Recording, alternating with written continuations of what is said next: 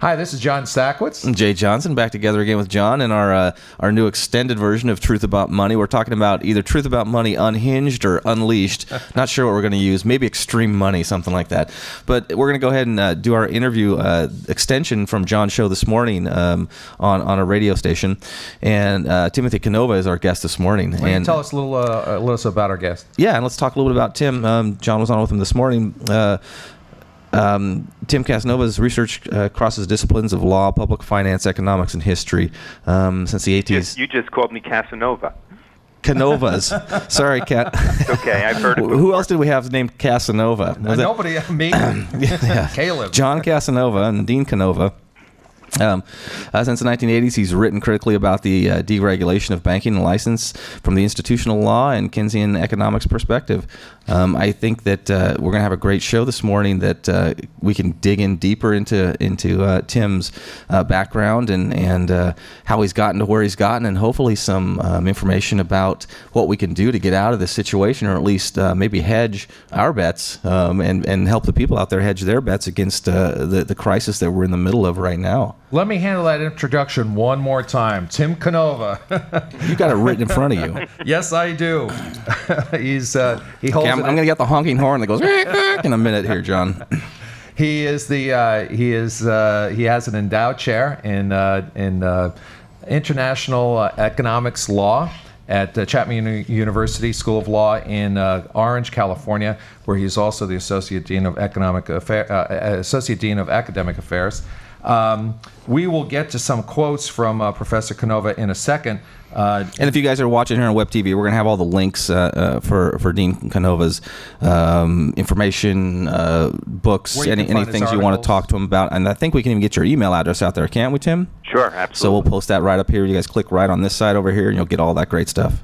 And in leading up to this introduction, we were talking to Tim off the air, and Tim is very much in the tradition of some other guests that we've had on the show, like Robin Hanel, who's formerly Professor Emeritus at American University, now at Oregon State, Patrick Bond, who's a brilliant economist out of South Africa and advising the governments of Cuba, Venezuela, and Iran.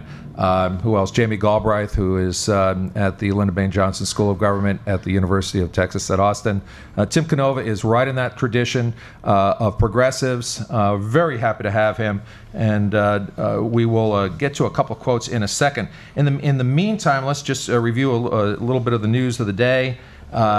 Today, of course, December 5th, we had very bad news coming out of the Labor Department. Some 533,000 Americans lost their jobs in the month of November.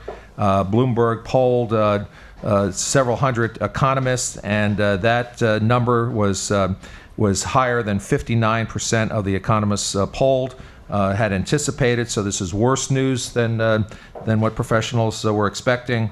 Also, the unemployment figures were revised for the months of September and October.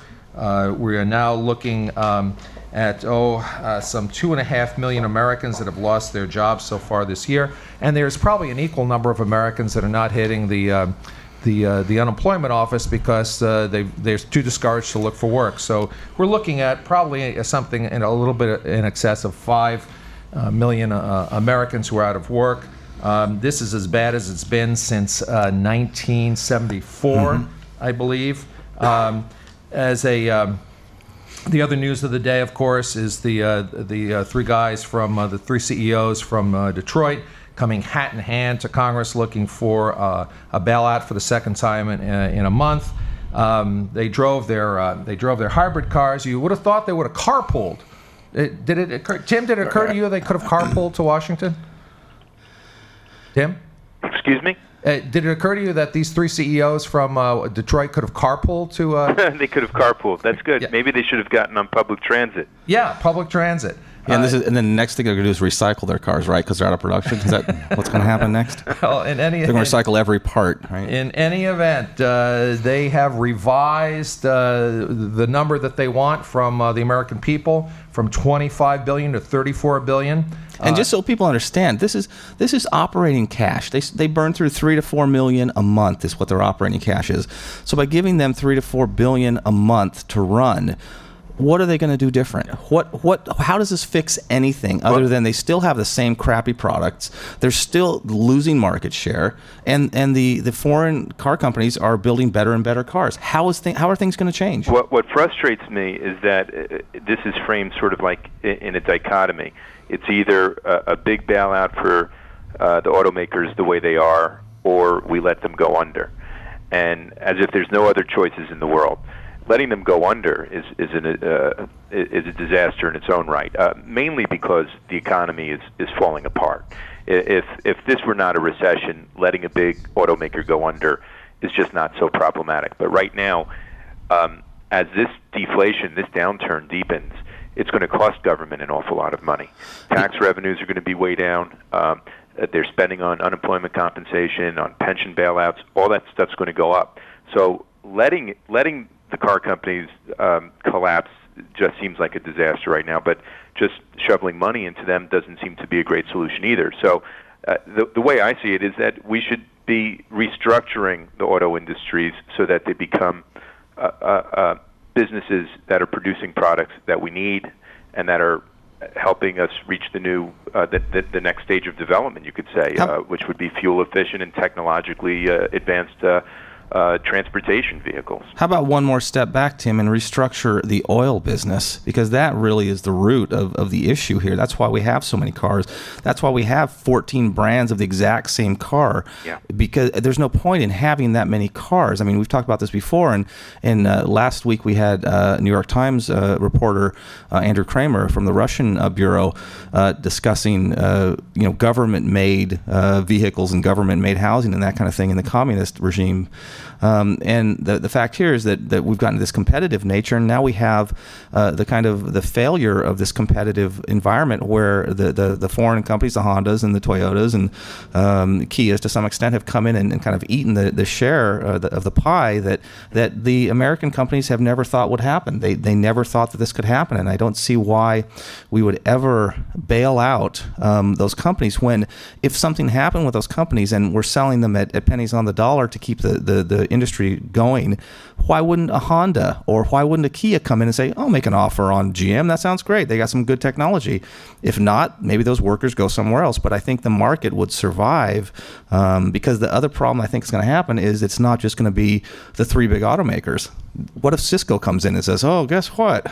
We have horrible profits. What if Disney comes in and says, we can't make movies anymore? Well, I wouldn't say what if. There is going to be a long line of corporations and levels of government that are going to be knocking on the door for federal assistance now. And how many financial institutions have closed up shop now? Just the small banks? We have over 1,000, I believe, was the last run of banks. And this is at a time when more than $250 billion of public money has been injected directly into the banks to add to their capital. It's at a time when the Federal Reserve has gone into the commercial paper markets and money markets and purchased more than $1 trillion of paper. I mean, when you add up all the bailouts, off-balance sheet, on-balance sheet combined, we're in the trillions of dollars. The problem is that we've gotten nothing in return for all this financial support to the finance sector. They're still not lending. It's rational that they're not lending, I would even suggest. They're so highly leveraged, everyone's getting a margin call. They're calling in their loans. They're not about to extend credit, and this is what happened in the 1930s.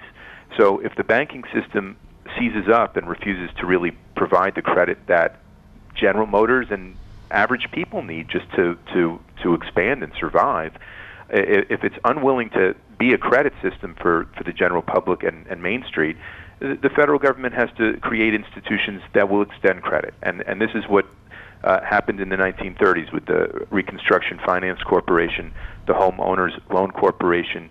Fannie Mae was created. The federal government just started getting into the lending business and building industries. I mean, the Reconstruction Finance Corporation helped build the plants that